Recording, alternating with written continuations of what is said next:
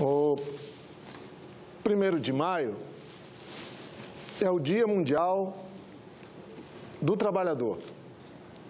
E óbvio que isso inclui as trabalhadoras, também chamado por muitos de Dia do Trabalho. O fato é que não existe trabalho sem trabalhador e sem trabalhadora. E nossa intenção neste dia foi tão somente homenagear o ser humano, o indivíduo, as pessoas que com o suor do seu rosto constrói dia após dia a grandeza desse nosso país.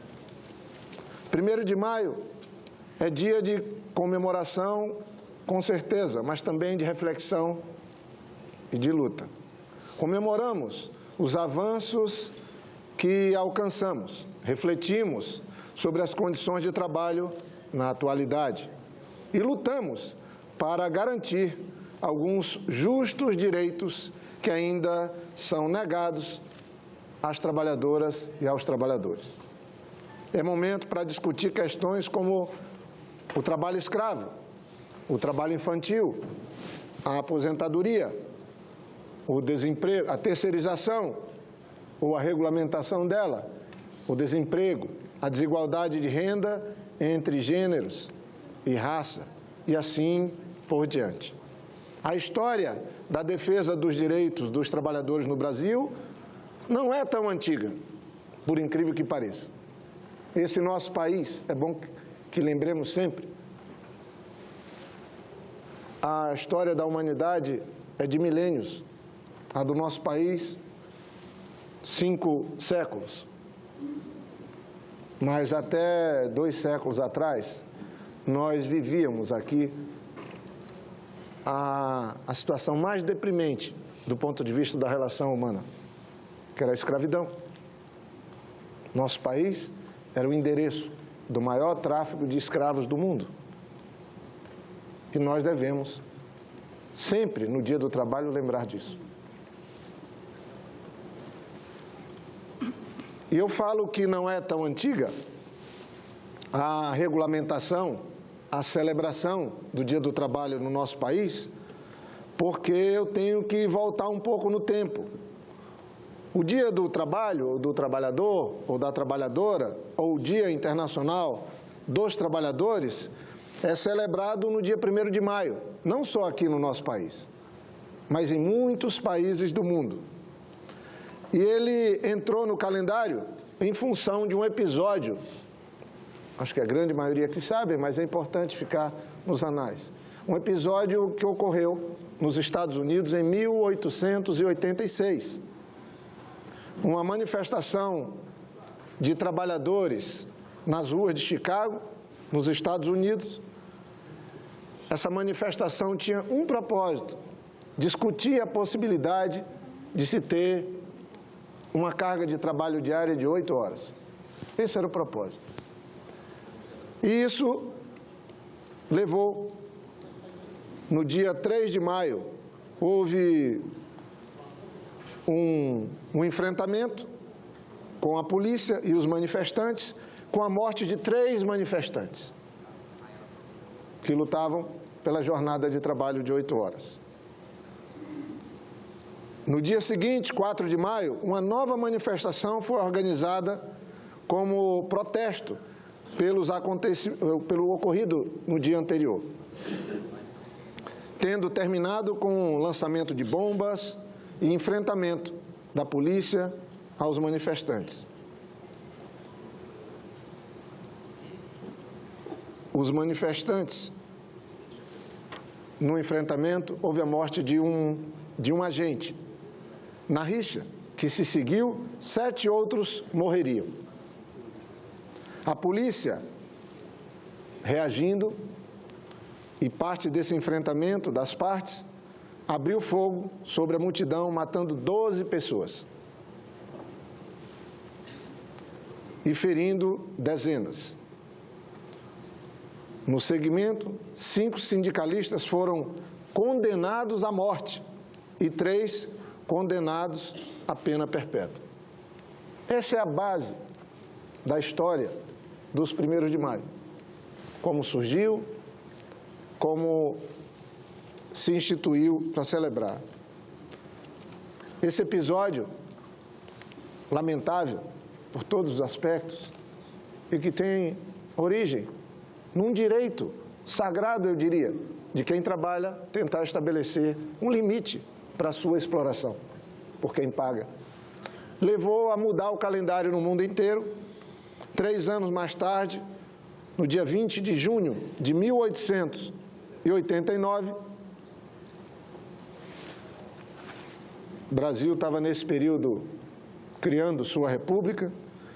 A Segunda Internacional Socialista, reunida em Paris, decidiu por proposta de convocar anualmente uma manifestação com o objetivo de lutar pelas 8 horas de trabalho diário. A data escolhida foi o 1º dia de maio, como homenagem às lutas sindicais de Chicago. Em 1º de maio de 1891, uma manifestação no norte da França é dispersada pela polícia, resultando na morte de 10 manifestantes.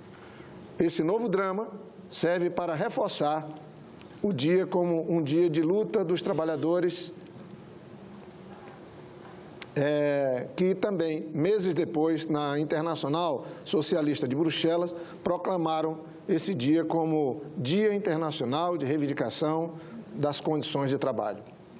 Em 23 de abril de 1919, o Senado francês ratifica o dia de 8 horas de trabalho e proclama o dia 1º de maio como feriado. Em 1920, a União Soviética adota o dia como feriado nacional, e esse é um dos exemplos mundo afora. Aqui no Brasil, percorremos um longo caminho desde então, e alguns eventos dessa caminhada merecem ser recordados. A título de ilustração, em 1912, o Congresso Operário propôs no Rio de Janeiro a criação de leis trabalhistas para regulamentar a jornada de trabalho. O descanso semanal, o salário mínimo e a indenização por acidente de trabalho. Mas só em 1930 criou-se, aí no governo Getúlio Vargas, o Ministério do Trabalho, Indústria e Comércio. Em 1932, o decreto 22.042 regulamentou o trabalho infantil. Em 1934, surgiu a ideia de se criar a Justiça do Trabalho. Em 1940, no dia 1º de maio, foi anunciado o salário mínimo. Em 1943, novamente, no dia 1º de maio, isso todo um trabalho feito no governo Getúlio Vargas, e por isso ele é tão reconhecido como alguém que criou as bases das leis, dos direitos da classe trabalhadora do nosso país. Em 1943, novamente no 1º de maio, foi criada a CLT, Consolidação das Leis do Trabalho. Em 1962, criou-se, aí já no governo João Goulart, o 13º salário. Em 1966, foi instituído o Fundo de Garantia por Tempo de Serviço. E em 1972, começaram a ser definidos os direitos e deveres do empregado doméstico.